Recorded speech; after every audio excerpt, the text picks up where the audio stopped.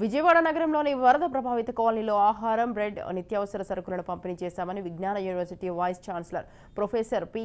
నాగభూషణ్ తెలిపారు. యూనివర్సిటీలోని 250 మంది ఎన్ఎస్ఎస్ విద్యార్థులు 2 గ్రూపులుగా విడిపోయి విజయవాడ సిటీలోని చిన్నినగర్, అజిత్ సింగ్ నగర్, వడ్డెర కాలనీ, పిండి నగర్, వైఎస్ఆర్ కాలనీ, ఆంధ్రప్రభ కాలనీలోని ప్రజలకు బ్రెడ్ ప్యాకెట్స్, రైస్ ప్యాకెట్స్, గుడ్లు, నిత్యావసర సరుకులు అందజేశారు. మరికొంతమంది విద్యార్థులు తాడేపల్లిలోని పలు కాలనీలో ప్రభుత్వం నుంచి అందుతున్న సహాయ కార్యక్రమాలు సర్వేలో పాల్గొన్నారు. కష్ట సమయంలో వరద బాధితులకు ప్రజలందరూ బాసటగా నిలవాలని విజ్ఞాన యూనివర్సిటీ వైస్ ఛాన్సలర్ పిలుపునిచ్చారు.